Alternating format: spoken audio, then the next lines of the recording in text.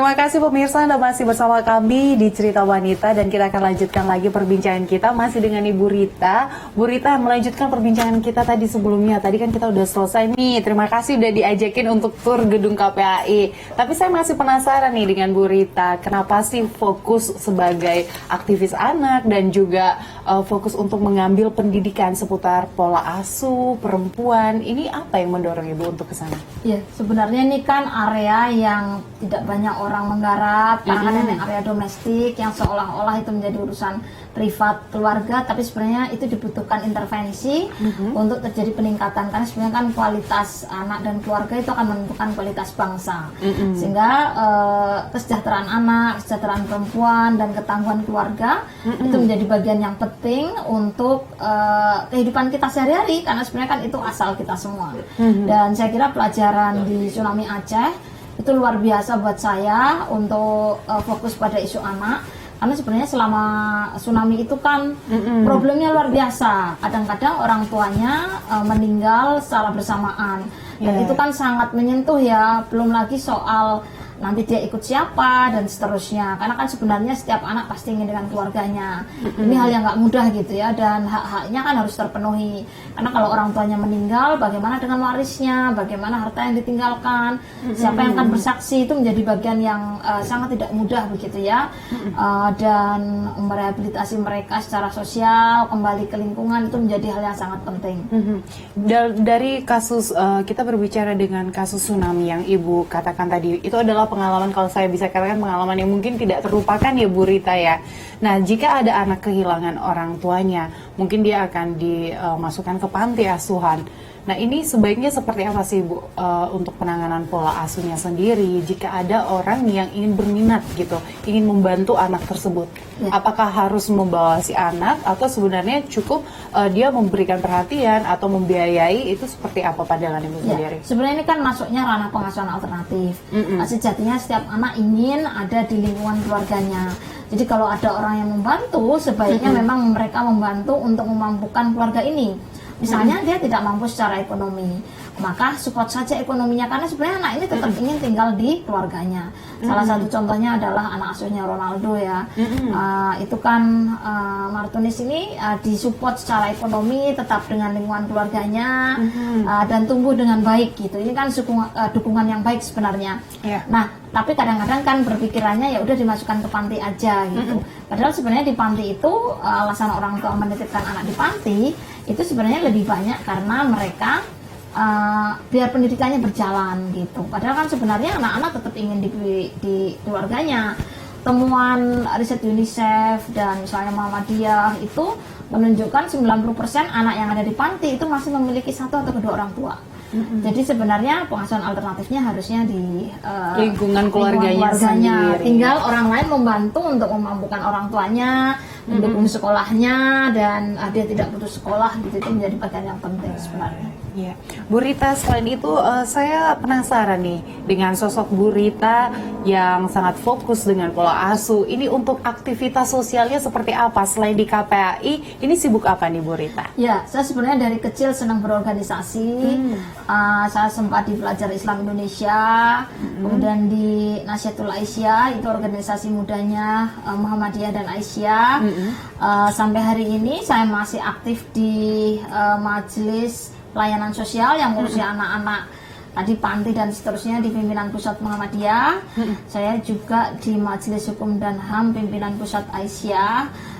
Itu tugasnya untuk melakukan edukasi terkait hak-hak perempuan dan anak di dalam konteks berkeluarga seperti apa gitu. Itu tugas-tugas saya, termasuk mendukung untuk advokasi hukum gitu ya, bantuan hukum gitu untuk mereka yang membutuhkan. Dengan kesibukan yang cukup padat, kalau saya bisa katakan, ini untuk mengatur waktunya dengan keluarga itu seperti apa nih Bu? Iya, sebenarnya kalau itu kan pastilah ketika kita menikah kita harus punya komitmen dengan pasangan. Nah, sebenarnya komitmen ini sudah terbangun sebelum kita menikah gitu. Jadi saya punya aktivitas seperti ini, kita akan saling support, saling dukung gitu ya. Ya kadang-kadang tidak mudah juga gitu, karena kita juga sempat jalanin LDR juga gitu ya. Tapi kita sama-sama membangun kebersamaan, membangun komitmen yang baik. kalau saya sedang pergi suami handle dan sebaliknya, karena kan kita juga sama-sama punya komitmen mengasuh itu bersama gitu, dan kita saling dukung untuk kita sama-sama maju gitu. Jadi ini memang sudah komitmen kita sebelum menikah. Balik lagi, seperti apa komitmen sebelum menikah. Nah, untuk pola asuh sendiri Ibu Rita kepada anak, pola asuh seperti apa yang Ibu terapkan kepada anak? Sebenarnya kita lebih banyak ngajak mereka ngobrol ya kan, mereka butuh didengarkan juga pendapatnya. Jadi tidak selalu kita yang harus ini itu kan sangat otoriter ya. Kalau otoriter seperti itu kan kasihan anaknya, dia tidak punya kesempatan untuk mengembangkan diri gitu. Jadi itu bagian yang paling penting, mendengarkan pendapat mereka, terus kita juga memberikan contoh gitu ya. Sholat jamaah, masing-masing kultum, masing-masing bisa menyampaikan pendapatnya gitu ya, karena kita keluarga muslim. Itu juga menjadi bagian dari memberikan contoh kepada anak-anak untuk ayah, ibu, kakak, adik semua punya kesempatan yang sama untuk menyampaikan pendapat gitu ya. Dan kita juga tidak sungkan untuk minta maaf kalau memang kita ada salahnya gitu, dan mengucapkan terima kasih, apresiasi begitu ya. Kalau ada hal yang sekecil apapun gitu, kita berusaha untuk menghargai setiap proses itu, sehingga kita juga lebih mudah gitu ya untuk saling menghargai dan menghormati satu dengan yang lain. Ya, itu tentang pola asuh nih Bu. Tapi kan tidak menutup kemungkinan ibu ataupun suami dalam kondisi yang pekerjaannya ini banyak, yang dimana menyita waktu di dalam pekerjaan. Nah, memberi pengertian kepada anak dalam kondisi ini supaya mengerti bahwa kedua orang tuanya sedang bekerja dan nanti akan ada waktu bersama untuk keluarga, itu seperti apa Ibu lakukan? Ya, kalau jadwal untuk anak kan rutin ya, maksud saya ada sekolah, ada apa yang harus dikerjakan, itu kan sebenarnya kita juga pahamkan. Nah, kalau kita sedang sibuk, kita selalu terbuka dan kita tidak pernah berbohong kepada anak gitu. Jadi misalnya kita minggu depan mau pergi kemana, kita juga sudah saling mencocokkan jadwal. 3 hari ke depan ibu akan pergi begini-begini, apa yang terjadi kita bisa ngobrol. Apalagi hari ini sudah ada sosial media ya. Dulu saya sempat sekolah di Australia, anak dengan suami di rumah ya, dan anak sempat juga ikut saya ke Australia, suami di sini. Jadi kita sebenarnya sudah melewati fase-fase itu Mbak. Jadi komunikasi untuk tetap saling bercerita itu selalu terjadi dengan hal seperti itu, termasuk memahamkan keputusan-keputusan yang kita ambil gitu. Misalnya tadi kita sedang sibuk, kita nyampein ibu pulang malam karena begini-begini. Nanti juga cerita apa sih, ngapain aja situ gitu. Itu juga anak juga memahami gitu. Itu juga menjadi bagian yang keterbukaan yang kita bangun. Dalam artian memang membangun komunikasi dengan baik itu supaya semua dari bagian keluarga itu mengerti ya Bu. Nah, kalau biasanya dari keluarga Bu Rita sendiri nih, untuk waktu keluarganya biasanya kemana sih Bu untuk menghabiskan waktu bersama itu? Kita banyak ya, mulai dari dalam kamar gitu yang lucu, cuman main apa misalnya tebak-tebakan, jeblak-jeblak suweng, dari yang sesederhana itu sampai ya kemudian kita jalan ke tempat keluarga, kemudian mungkin makan bersama gitu ya. Itu hal-hal yang kita pilih gitu. Kadang-kadang juga ke ke toko buku dan seterusnya. Jadi dari yang paling sederhana, kemudian dari lingkungan rumah, misalnya cuma main badminton di sekitar rumah gitu, sampai yang exploring gitu ya. Kalau Bu Rita sendiri hobinya apa sih Bu? Saya sebenarnya baca, terus kalau lagi agak sepi sebenarnya masak ya. Oh, masak? Wah, harusnya kita ke rumah Bu Rita nih, nyobain Bu Rita masak. Lain kali. Ya Bu Rita, ini kan benar ya Bu, ini tahun terakhir dari jabatan Ibu sendiri. Nah, ini apa Bu, di tahun terakhir ini pencapaian apa sih yang masih ingin dilakukan, dan selanjutnya ini mau kemana setelah dari KPAI? Iya.